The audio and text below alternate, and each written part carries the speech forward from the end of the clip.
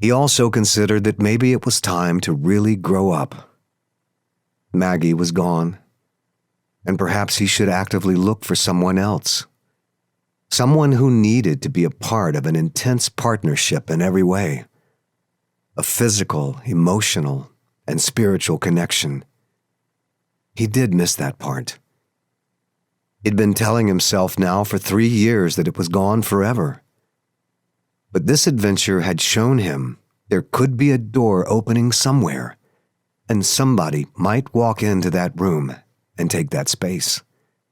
Even Maggie had told him that when he found somebody else, she would disappear. And although it was still hard to imagine, he knew she was telling the truth. She was still guiding him, inspiring him, bringing him out of the dungeon of his own mind. When he got back to Northern California, he was going to make some changes. Maybe he'd learn how to cook something other than the game he'd shot, something he had raised, and meat he butchered.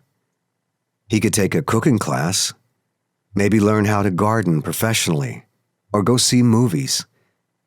If he certified Tate as a support animal, he could eat popcorn with him. And maybe, just maybe, while he was doing some of those other things, someone would walk in the doorway, just like Maggie did that day in the hospital, and would rock his world. He remembered talking to one of his former commanding officers who had retired and had just lost his wife to cancer. He remembered this fellow in his 70s, still thinking about being a husband. His wife had died, but he wasn't ready to stop being a partner. He wanted to care for someone. Brady had thought he'd be relieved if he didn't have to take care of her, wash her, change her diapers, and never be far from her for very long because of her needs.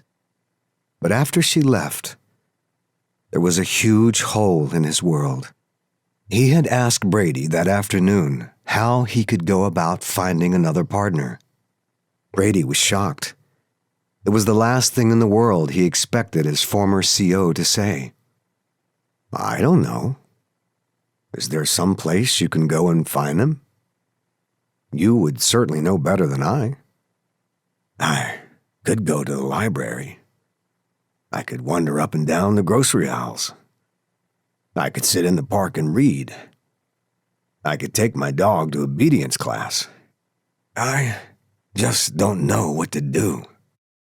Brady, I've always been told we aren't the ones that make the decisions. The women choose us." Brady listened to him and realized he was right. "God damn it, Bill. You're a wise old fart. I never thought of it that way. So how do you get a woman to fall in love with you, Brady? How do I get a good woman to choose me?" Brady sat back that day, looked at the ceiling, and then glanced outside. In the man's garden, he maintained his former wife's roses, trimming, deadheading, and fertilizing them with great care, just like he always had when she was sick and convalescing. Her bed looked out at the rose garden. Every day, he clipped one perfect rose and placed it by her head on the bedside table. As he was studying the beautiful flowers, a butterfly landed on one of them, flapped its spotted yellow wings back and forth, and walked with black spindly legs clutching the rich red velvety rose petals. And then, just as quickly as it landed, it flew off. He turned to his former commanding officer and said, "It's the same way, Bill, that you get a butterfly to land on you. You sit there. You become like a rose. And she just comes. She finds you. You wait for her to find you."